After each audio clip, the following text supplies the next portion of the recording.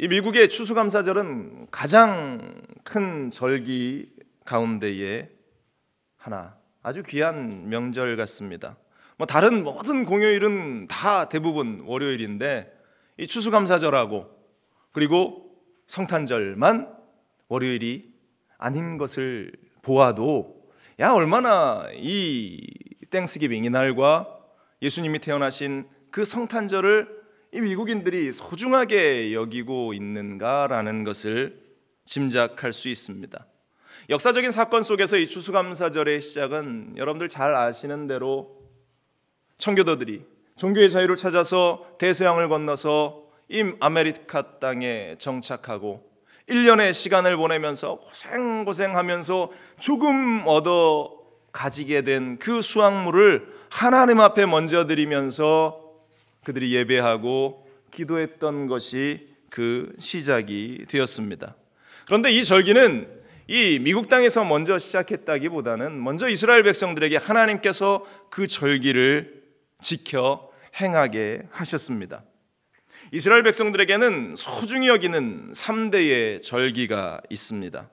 먼저 하나님의 전적인 도우심으로 이 민족이 해방을 맞이하였던 그날을 기억하면서 하나님께 예배드리는 유월절 절기가 있어요.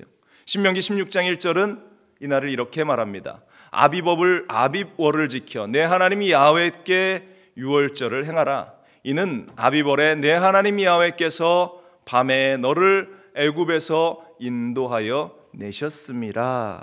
그 밤에 모두가 죽어가는 그 밤에 하나님께서 이스라엘 백성들을 구해내셨던 유월절. 그리고 두 번째 중요할 절기는 오순절입니다. 신명기 16장 9절로 10절에 7주를 셀지니 곡식의 낫을 대는 첫날부터 7주를 세어 내 하나님 야훼 앞에서 77절을 지키되 내 하나님 야훼께서 내게 복 주신 대로 내 힘을 헤아려 자원하는 예물을 드리고 오순절날 첫 보리의 재배가 이루어졌던 그날 7절이라고 하는 이 절기를 하나님께 드리는데 광야 40년을 마치고 가나안에 들어가서 거두온 첫 곡식을 가지고 하나님 앞에 드렸던 절기 77절, 오순절, 맥추절이라고도 하는 그 절기. 그 다음이 이제 10월 초에 가을의 추수를 다 마친 후에 이제 그 곡식을 저장하고 이 겨울을 나게 되는 것에 대해서 감사하면서 수장절이라고도 불리고 초막절이라고 불렸던 이 날, 신명기 16장 13절은 말합니다. 너희 타작마당과 포도주 틀의 소출을 거두어 드린 후에 이래 동안 초막절을 지킬 것이요. 지금 이 초막절, 이 절기가 바로 오늘 우리가 지키는 이 추수감사절, 바로 이 절기였던 것입니다. 오늘 성경에서 하나님께서는 이 추수감사절에 우리에게 온전하게 즐거워하라 라고 말씀하시고 있습니다.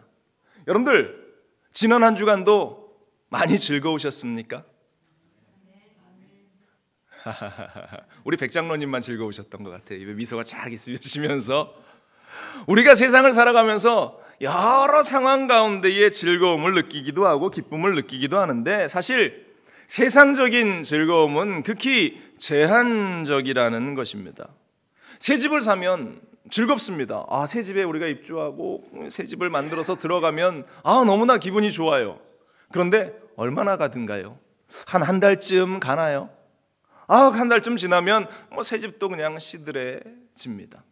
내 자녀들이 좋은 대학에 갔다, 하버드, 스탠포드, 좋은 대학에 입학했다라는 이야기를 듣게 되면 글쎄요, 한 이틀 정도 기쁠까요? 또 우리가 복권을 당첨됐다라고 생각해 봅시다. 수백만 달러의 그 복권이 당첨됐다. 이 기쁨이 과연 얼마나 갈까요? 그리 오래 가지 않을 겁니다.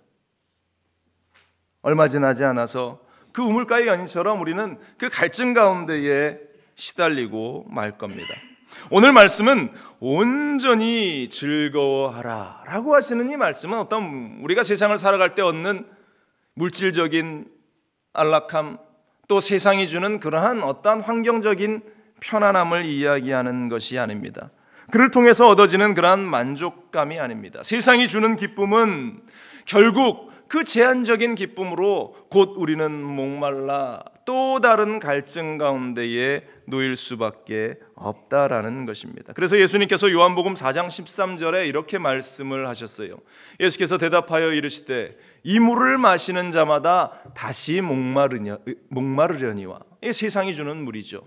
그런데 14절에 내가 주는 물을 마시는 자는 영원히 목마르지 아니하리니 내가 주는 물은 그 속에서 영생하도록 솟아나는 샘물이 되리라. 아멘. 여러분들, 오늘 이 아침에 이 추수감사절에 하나님이 주시는 그러한 기쁨, 그 즐거움이 여러분들 가운데, 우리 가운데에 있기를 간절히 바랍니다. 그래서 하나님께서 말씀하시는 그 온전한 즐거움, 온전한 기쁨은 절대 감사를 통해서만 가능한 즐거움이고, 그 감사를 통해서 얻어진 즐거움이 그것이야말로 비로소 영원한 즐거움이 된다라고 우리에게 말합니다. 그렇다면 오늘 성경이 말씀하시는 그 온전한 즐거움, 온전히 즐거워하라 하신 이 말씀대로 우리가 즐거워하기 위해서 오늘 우리가 세 가지를 생각해 볼 건데요. 어디서 또 누구에게 무엇을 감사해야 우리가 그 온전한 즐거움을 얻을 수 있을까? 함께 우리가 생각하고 또 기도하는 시간 되기를 원합니다. 먼저 첫 번째로 따라합니다. 택하신 곳에서 감사하라. 오늘 성경은 택하신 곳에서 감사하라 말합니다. 내 하나님 야훼께서 택하신 곳에서라고 성경이 시작되고 있습니다. 우리는 하나님이 택하신 곳으로 가고 그곳에 있어야 온전히 즐거워할 수 있습니다. 하나님은 이스라엘 백성들에게 1년에 3번 하나님 전에 나와서 예배하라고 명령하셨어요. 우리가 제일 서두에도 이스라엘의 3대 절기에 대해서 이야기를 나눴는데요. 출애굽기 23장 14절로 17절 다시 한번 보면요, 이런 말씀이 기록되어 있습니다. 너는 매년 3번 내게 절기를 지킬지니라. 너는 무교병의 절기를 지키라. 내가 내게 명령한 대로 아비벌의 정한 때에 1해 동안 무교병을 먹을지니 이는 그달에 내가 애굽에서 나왔음이라. 빈손으로 내 앞에 나오지 말지니라. 16절에 맥추절을 지키라. 이는 내가 수고하여 밭에 뿌린 것의 첫 열매를 거둠이라. 수장절을 지키라. 이는 내가 수고하여 이룬 것을 연말에 밭에서 거두어 저장함이니라. 내 모든 남자는 매년 3번씩 야훼께 보일지니라. 유월절, 오순절, 초막절, 이 3대의 이 절기 가운데에 하나님께서 반드시 지켜야 할 그 절기라고 말씀하셨습니다. 이 말씀에 따라서요, 이스라엘 백성들은 이 절기를 지키기 위해서 성전이 있는 예루살렘으로 모여들었다라는 사실입니다. 사랑하는 여러분들, 하나님이 택하신 성전으로 모이라고 오늘 우리에게 말씀하고 있습니다. 이것은 우리가 선택할 수 있는 그러한 여지의 그러한 상황이 아닙니다. 내가 해도 되고 안 해도 되는 그러한 선택지의 문제가 아니라는 것입니다. 우리가 반드시 행해야 할 일, 하나님 앞에 나와야 한다라는 것을 강권적으로 말씀하고 있어요. 하나님의 성전으로 모여야 한다라는 것입니다.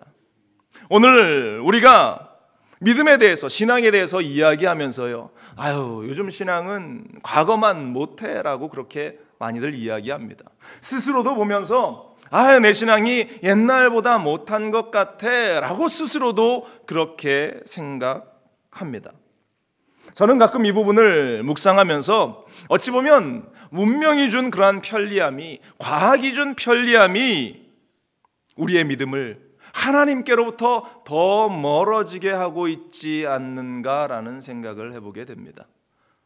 멀리 가지 않아도 한 10여 년, 20년 전까지만 해도 모든 사람들이 교회 올 때 성경을 들고 왔습니다. 그렇죠? 성경을 품에 안고 성경을 소중히 여기면서 들고 왔어요. 그런데 요즘은 이거 하나면 충분합니다. 이 안에 있는 수많은 어플리케이션이, 성경 어플도 우리가 원하는 본문을 찾기도 쉽고 또 빨리 그것을 찾을 수 있어서 성경을 굳이 들고 다니지 않고 우리 셀폰, 핸드폰 하나만을 우리가 들고 다니죠. 또 예전에는 이 목사님 설교 한 편을 들으려면 사모하는 마음으로 일주일을 기다렸다가 성전에 나왔습니다. 또 귀하게 테이프를 하나 얻어서 카세트 테이프를 꽂아서 그것을 반복해서 듣고 또 듣고 테이프가 늘어날 정도로 설교 말씀을 들으면서 사모했는데, 요즘은 유튜브만 탁 열면 어디서든지 그냥 위대한 아주 명설교가들의 설교를 우리가 마음껏 들을 수 있습니다. 또 과거에 우리가 주일 성수에 대해서도 교회에 나가지 못하면 우리가 마음 가운데 막 조바심이 생겼어요. 그런데 요즘은 스마트폰 한 대가 있으면 주일날 예배도 생중계를 해줍니다.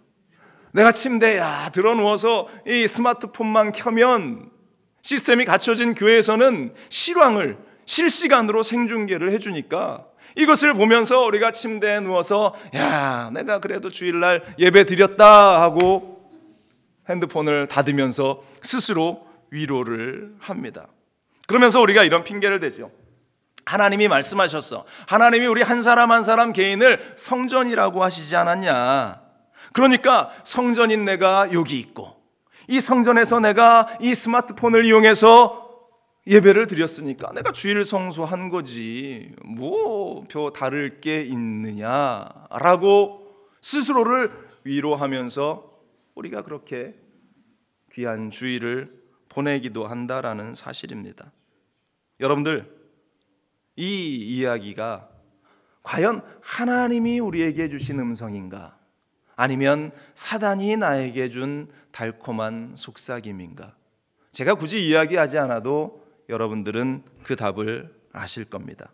하나님은 오늘 성경에도 하나님이 택하신 그곳, 하나님이 지정하신 그곳은 내 집이 아닙니다. 그곳은 내가 만들어 놓은 내 회사도 아닙니다. 그곳은 또 내가 만들어 놓은 나만의 그러한 예배의 기도처의 공간도 아닙니다. 그곳은 분명하게 하나님의 전이라고 우리에게 말씀합니다. 이 교회라고 우리에게 말씀하고 있습니다.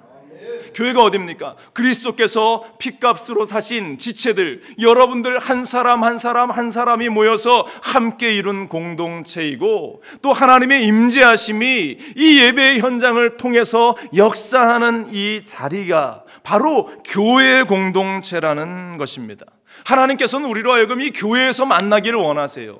이 교회 가운데 우리가 하나님께 나왔을 때에 우리와 함께하기를 원하신다라는 것입니다. 그리고 각각의 지체들이 서로 유기적인 관계로 사랑을 나누고 그 사랑으로 하나님께 영광을 돌리고 하나님께 감사하기를 원하시는 것, 바로 이것이 교회의 역할이라는 사실을 여러분들 잊지 말아야 할 것입니다. 바로 이 교회, 바로 이곳에서 하나님께서 우리로 하여금 모여 온전한 즐거움, 온전한 기쁨을 누리라고 말씀하고 있습니다. 하나님께서는 오늘 우리가 하나님이 정하신 이곳에 모여 기쁨을 누리기를 원하시는 것, 바로 이것이 추수감사절 오늘 우리에게 말씀하시는 첫 번째 메시지인 줄로 믿습니다. 두 번째로, 우리가 온전히 즐거워하기 위해서는 누구에게 감사해야 하는가? 따라합니다. 야훼 하나님께 감사하라. 하나님께 감사함이 있어야 온전한 기쁨, 온전히 즐거워할 수 있다는 것입니다.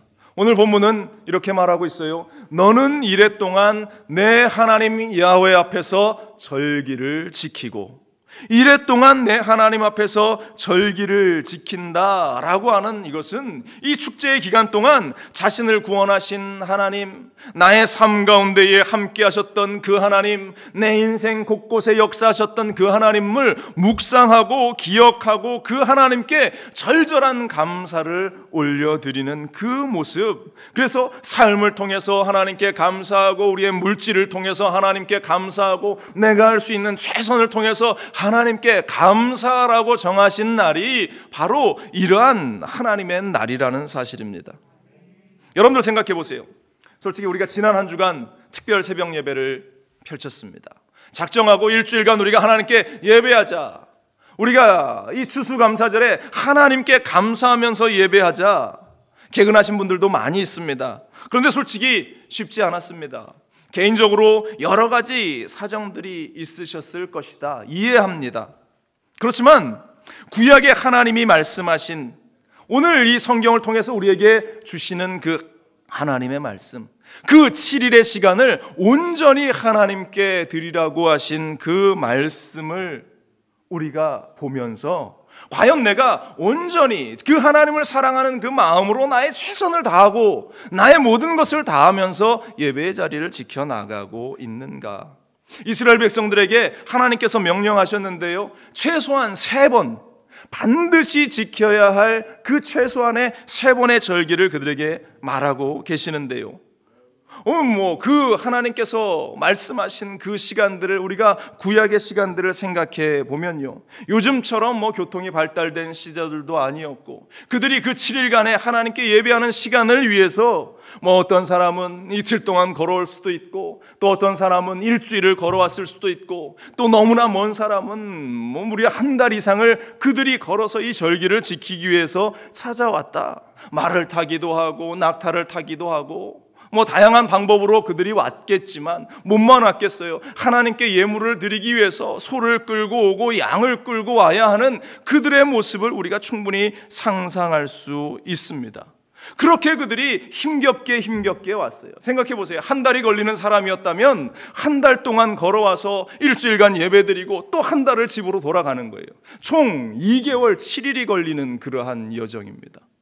그러니까 어떤 사람은 자신이 예배드리고 집에 갔다가 또다시 짐 싸서 예물 들고 다시 성전으로 출발해야 하는 그러한 상황도 생겨날 수 있었다. 그럼에도 불구하고 그렇게 할 수 있었던 이유, 하나님이 명령하신 것도 있지만 그들이 하나님을 사모하는 그 마음이 있었기 때문에 그들은 기꺼이 그러한 여정들을 감사히 감당했다라는 사실입니다. 제가 아는 장로님이 계시는데요, 여의도 순복음교회 사역할 때 그 장로님이 사시는 곳이 제주도였습니다. 제주도. 사업장과 집이 제주도에 있어요.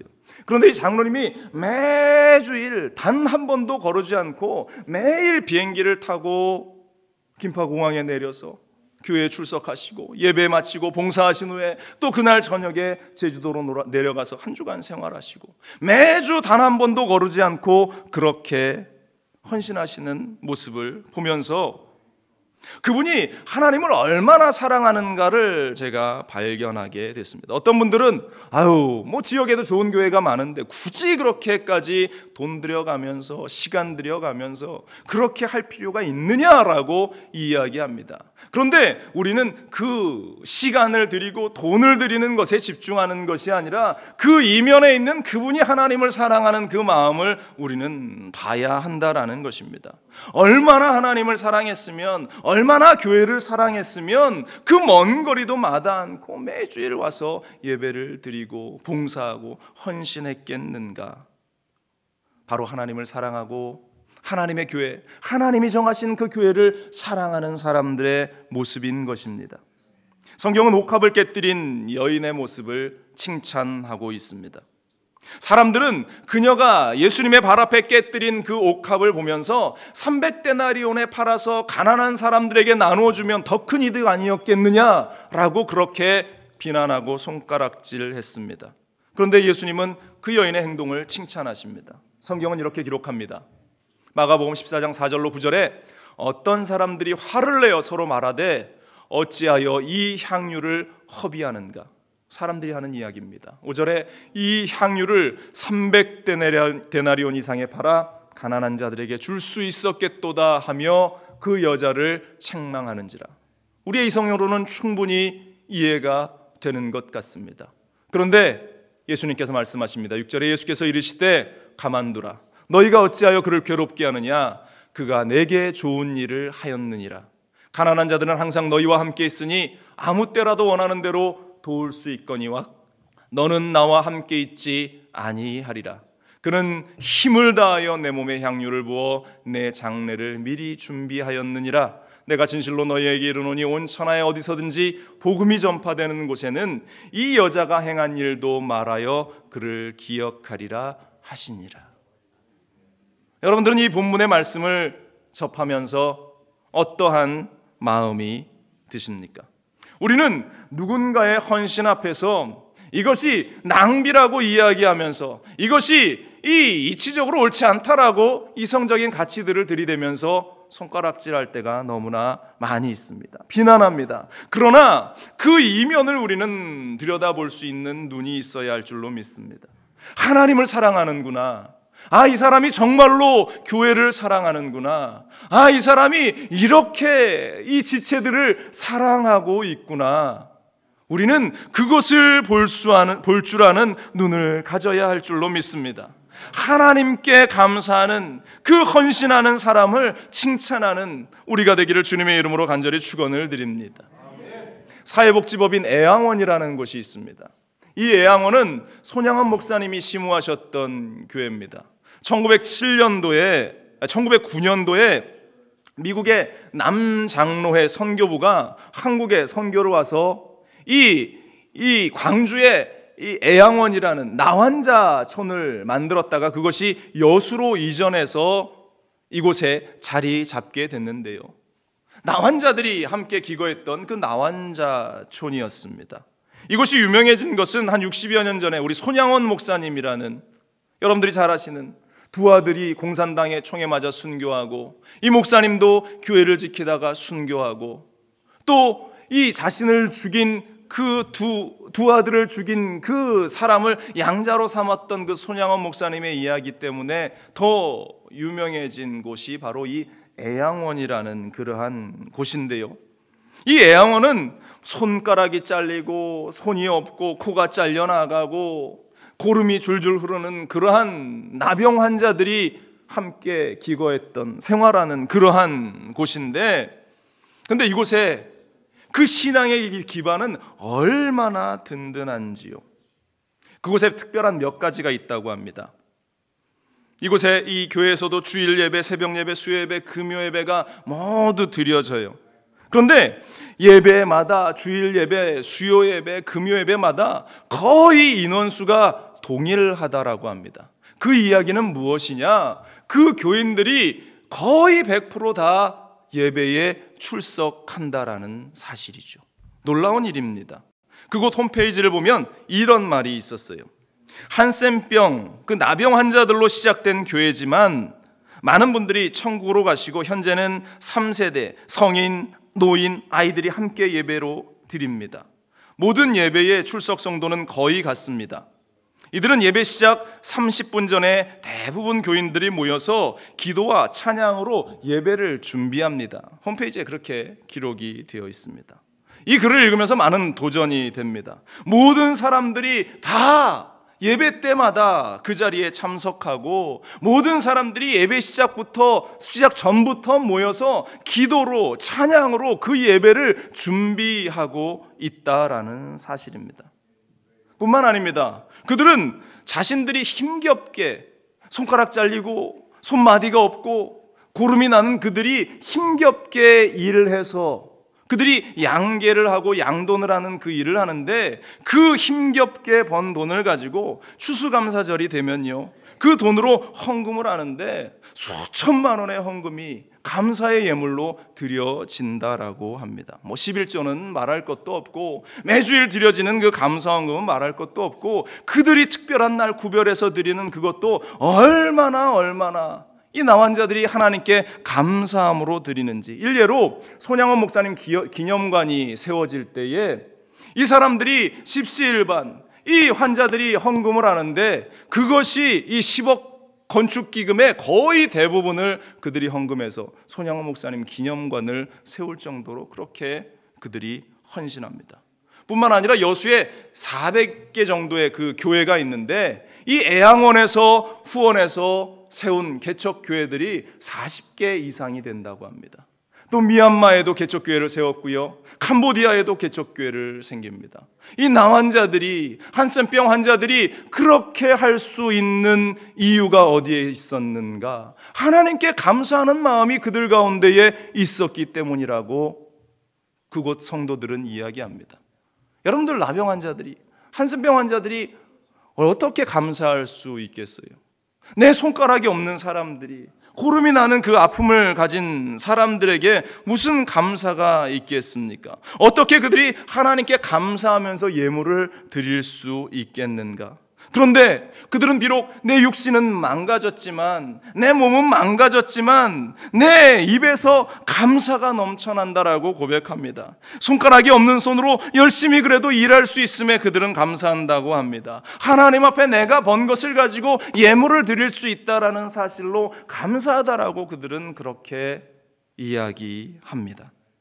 여러분들, 하나님께 드리는 감사의 예물은 바로 이런 것입니다. 하나님께서 이런 감사를 받으신다라는 사실입니다. 오늘 우리가 정말로 내 마음으로부터 우러나는 감사의 예물을 하나님께 드리고 있는가? 여러분들, 오늘 추수감사절 여러분들 기억하시면서 하나님께 예물을 들고 나왔을 겁니다. 또 과일도 하나님께 가지고 나왔습니다. 이것이 정말 내 마음 가운데에서 우러난 최선의 것인가? 여러분들 스스로가 스스로를 한번 돌아보시기 바랍니다. 내 손에 들려진 이 감사의 예물이 과연 하나님께서 기뻐 받으실 만한 그러한 예물인가? 이것은 액수의 많고 적음을 여러분들에게 이야기하는 것이 아닙니다. 정말로 내 마음 가운데에, 내 중심 가운데에 온전함으로 하나님께 감사해서, 정말로 감사해서 그 예물을 준비하고 또 준비하고 기도하면서 내가 이 예물을 준비했는가? 특별히 구별해서 하나님께 예물을 내가 가지고 나왔는가? 그 예물이 너무나 형식적이라면, 그 예물이 너무나 습관적이라면 우리는 불행한 사람입니다. 그 예물은 하나님께서 반드시 받지 않으시기 때문입니다. 여러분들, 액수의 많고 적음, 양의 많고 적음의 문제가 아닙니다. 과연 내가 하나님을 사랑하면서 최선을 다해서 하나님께 감사하고 있는가? 우리는 이 사실을 잊지 말아야 할 줄로 믿습니다. 바로 오늘 두 번째로 우리에게 주시는 것이 야훼 하나님께 감사하라고 하는 것입니다. 그래야 우리는 온전한 즐거움을 누릴 수 있습니다. 세 번째로 오늘 성경은 주신 복을 보며 감사하라고 말합니다. 따라합니다. 주신 복을 보며 감사하라. 우리에게 온전한 즐거움을 주시기 원하시는 하나님은 복을 주시고 우리가 그 받은 복을 보면서 감사하기를 원하신다라는 사실입니다. 오늘 본문은 이렇게 말하고 있습니다. 내 하나님 야훼께서 내 모든 소출과 내 손으로 행한 모든 일에 복을 주실 것이니 너는 온전히 즐거워할지니라. 내 모든 것에 하나님이 복을 주실 건데 하나님이 주신 그것들을 보면서 감사하라고 말씀하고 있습니다. 신명기 28장은요, 하나님께서 우리에게 주시는 복들이 쫙 열거되어 있습니다. 여러분들이 많이 읽어보셨겠지만 좀 길지만 우리가 한 목소리로 함께 봉독해 봅시다. 내 하나님 야훼의 말씀을 듣고 내가 오늘 내게 명령하는 그의 모든 명령을 지켜 행하면 내 하나님 야훼께서 너를 세계 모든 민족 위에 뛰어나게 하실 것이라. 내가 내 하나님 야훼의 말씀을 청종하면 이 모든 복이 내게 임하며 내게 이르리니 성읍에서도 복을 받고 들에서도 복을 받을 것이며 내 몸의 자녀와 내 토지의 소산과 내 짐승의 새끼와 소와 양의 새끼가 복을 받을 것이며 내 광주리와 떡반죽 그릇이 복을 받을 것이며 내가 들어와도 복을 받고 나가도 복을 받을 것이니라. 야훼께서 너를 대적하기 위해 일어난 적군들을 내 앞에서 패하게 하시리라. 그들이 한 길로 너를 치러 들어왔으나 내 앞에서 7길로 도망하리라. 야훼께서 명령하사 내 창고와 내 손으로 하는 모든 일에 복을 내리시고 내 하나님 야훼께서 내게 주시는 땅에서 내게 복을 주실 것이며 야훼께서 내게 맹세하신 대로 너를 세워 자기의 성민이 되게 하시리니 이는 내가 내 하나님 야훼의 명령을 지켜 그 길로 행할 것임이니라. 땅의 모든 백성이 야훼의 이름이 너를 위하여 불리는 것을 보고 너를 두려워하리라. 야훼께서 내게 주리라고 내 조상들에게 맹세하신 땅에서 내게 복을 주사 내 몸의 소생과 가축의 새끼와 토지의 소산을 많게 하시며 야훼께서 너를 위하여 하늘의 아름다운 보고를 여시사 내 땅에 때를 따라 비를 내리시고 내 손으로 하는 모든 일에 복을 주시리니 내가 많은 민족에게 구워줄지라도 너는 꾸지 아니할 것이요 야훼께서 너를 머리가 되고 꼬리가 되지 않게 하시며 위에만 있고 아래에 있지 않게 하시리니 오직 너는 내가 오늘 내게 명령하는 내 하나님 야훼의 명령을 듣고 지켜 행하며 내가 오늘 너희에게 명령하는 그 말씀을 떠나 좌로나 우로나 치우치지 아니하고 다른 신들을 따라 섬기지 아니하면 이와 같으리라. 아멘. 그렇습니다. 우리의 인생의 현장에서 하나님이 주시는 복을 우리가 보면서 감사하고 우리는 감격합니다. 하나님께서 그 복을 누리면서 온전히 즐거워하라. 하나님이 주신 것들을 보면서 온전히 즐거워하라고 말씀을 하세요.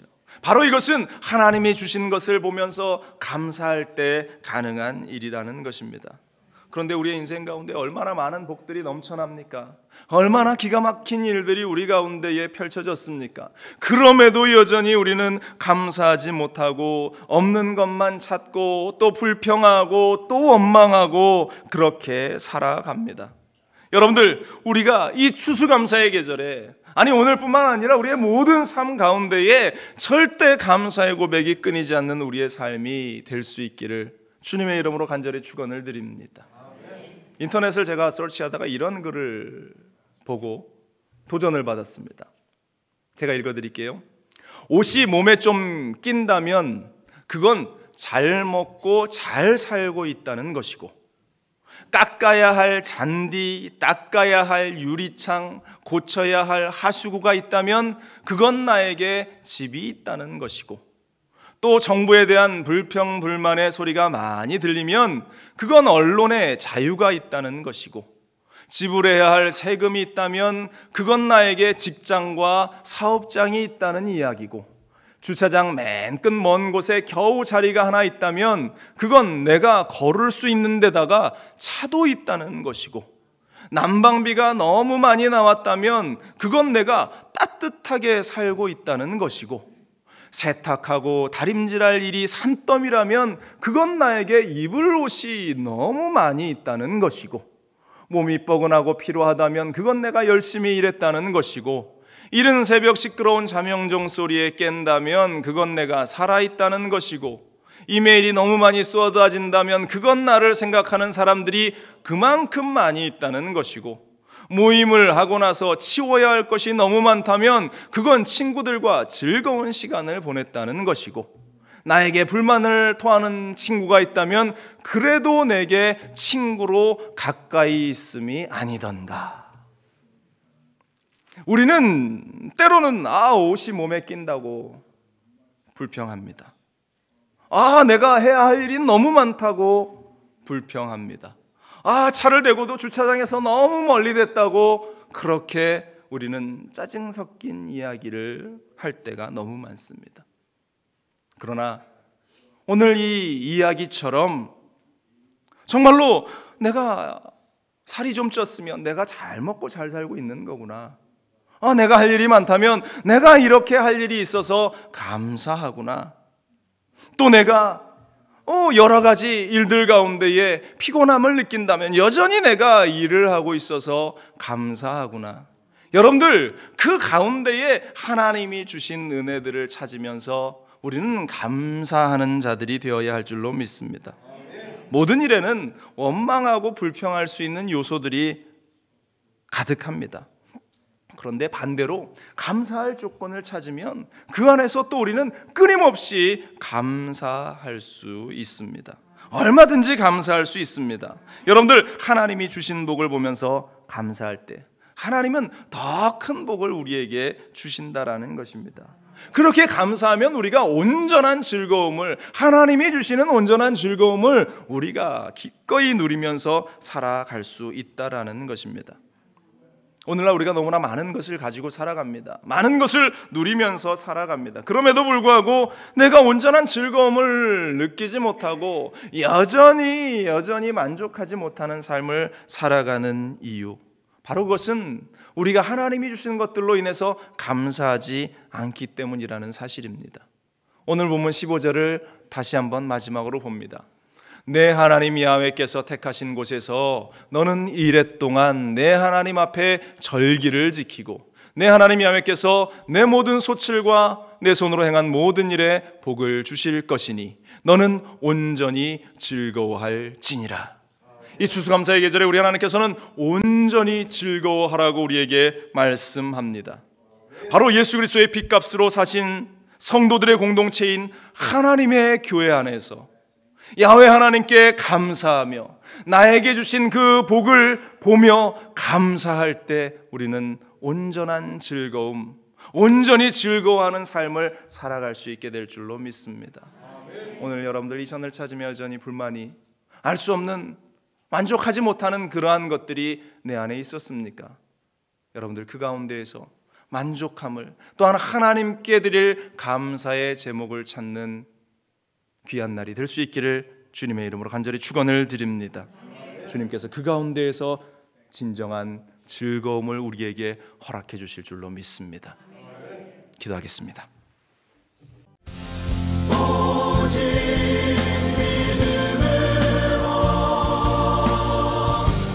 믿음으로 내가 살리라.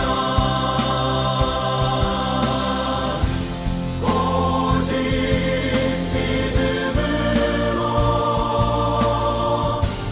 믿음으로 내가 살리라.